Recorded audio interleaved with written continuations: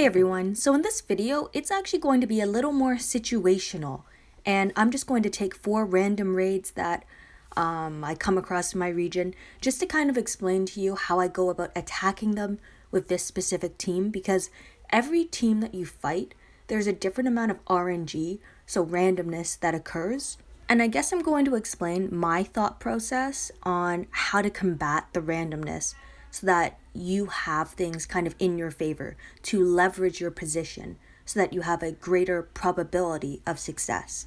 Because even times when you take in, quote, the wrong team, you could still possibly win if you know kind of a right combination to attack in, as well as how to address your toons as well as the enemy's toons. Now guys, don't forget to like and subscribe to my channel for more content and information. So this attack team is one that many of you have seen many times. And it's kind of my anti-Mercer team, but I can kind of use it under a variety of different situations because my toon selection as well as weapon selection and mods are pretty good so that my team is fairly adaptable.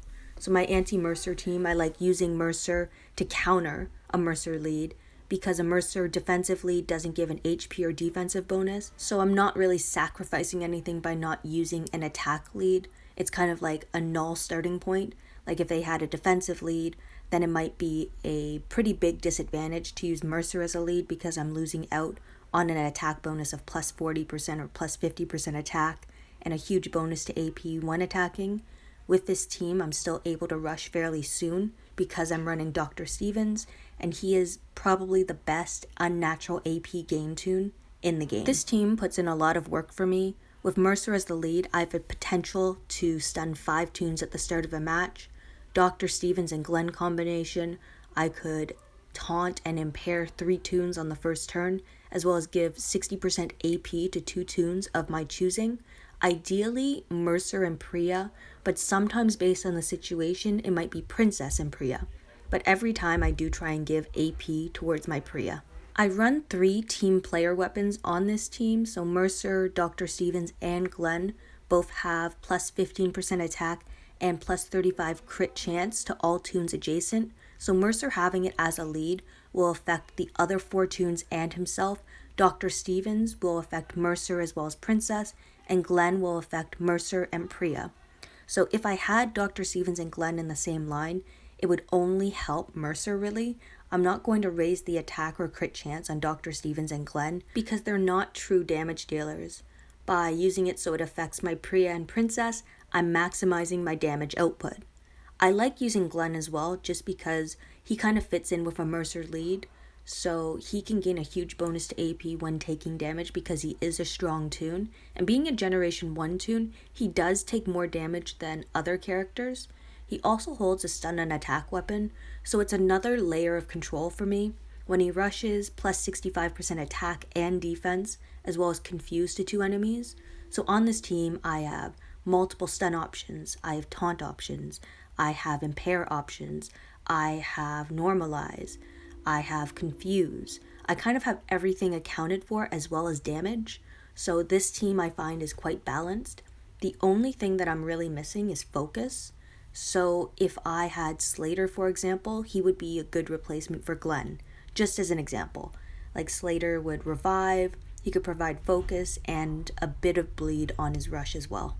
The only thing I would probably change on my Princess would be having team player on her weapon instead of tough HP, but I also don't mind the tough HP because I am running 3 tough characters, so it is giving me some additional bonus HP, which does help if there's like a bide toon on defense or any reflect damage and so on. It's just kind of a safeguard.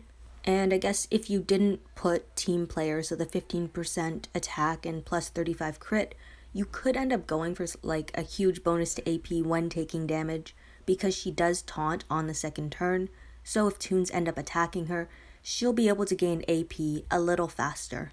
So one of the important points of this team that I definitely want to put a lot of emphasis on is that even though I can rush Dr. Stevens on the first turn, I don't always need to, and that is very circumstantial. So it's based on the RNG that happens during each match, and I'm going to try to show you that during these next few raids. I will be slowing down the raids at different times just so I can break down what's actually happening and why I'm deciding to attack A toon over B toon, for example. So for this first attack, I'm going to be taking on a Pete lead. Usually I would use my Priya lead because I see a defensive leader. I want to use an offensive leader to kind of balance out the fact that they have HP and defense for the defensive team. On this first turn, we can see that 3 toons are stunned, including their Dr. Stevens, and they also have no command toon. So I don't need to use my Dr. Stevens rush on the first turn. Instead, I can apply damage with all 4 of my toons and attempt to stun someone with my Glenn because my Glenn has a stun and attack weapon. I am successful on Pete, and on this next turn, I'm able to use Princess's Normalize, which I don't have to use, but I accidentally left it on auto for too long, and now I can follow up by using Dr. Stevens' Rush to control the enemy, so I'm taunting and impairing, which prevents them from being able to rush. I can follow up next by rushing with my Mercer and attacking with my Priya.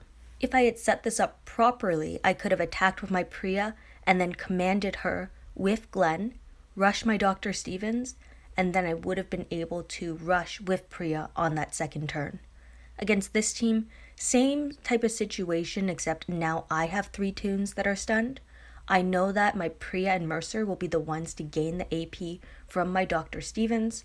I'm trying to control Princess to start because she has an active skill normalize ability and she can taunt.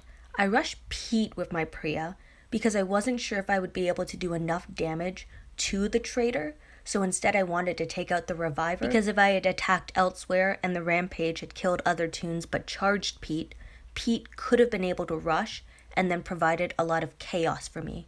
So my job is to control the enemy until I'm able to completely wipe them out, if that makes sense. In this match, I don't have to use Dr. Stevens at the very beginning again. Everyone is stunned. The 2 toons with exhaust on their active skills aren't able to use them, so I'm just going to work around controlling the enemy's team. I don't have a big attack boost on anything, but my team player weapons certainly come in handy because of the plus 15% attack as well as the plus 35 crit chance.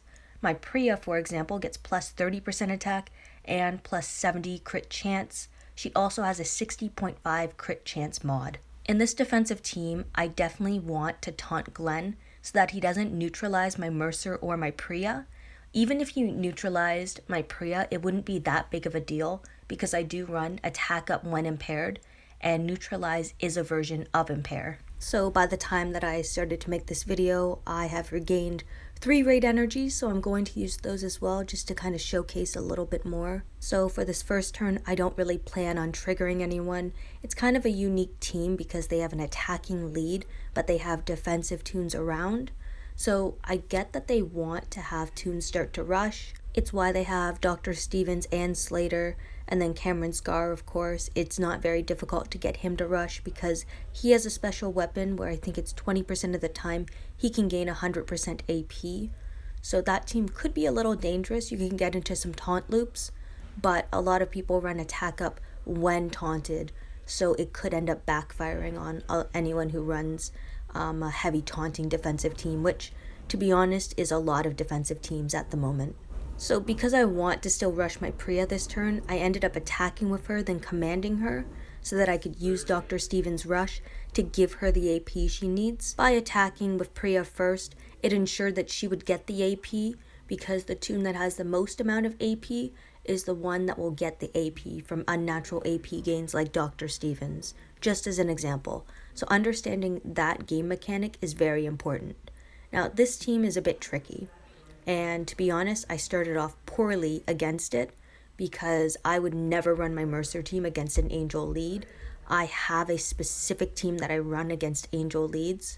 I did not expect a traitor defense, so this is definitely going to be interesting, and unfortunately, I messed up my order where I ended up attacking with Glenn first. So now this is called a recovery battle, where I know things are not going to go as planned. I normalized Rick because I don't want him to be commanding anyone, so it's very easy to anticipate who can rush and when they can rush, because if Rick isn't commanding them, then it's a very typical and easy thing to see if a toon has enough AP to rush. Now, Princess has camouflage. I don't want to attack Princess again with my Princess because I'll just boost her attack. I got lucky where Princess only took out my Priya. Now, with my own Princess, I'm going to take out that line of toons because Angel is not much of a threat on her own. I can let her rush as much as I want.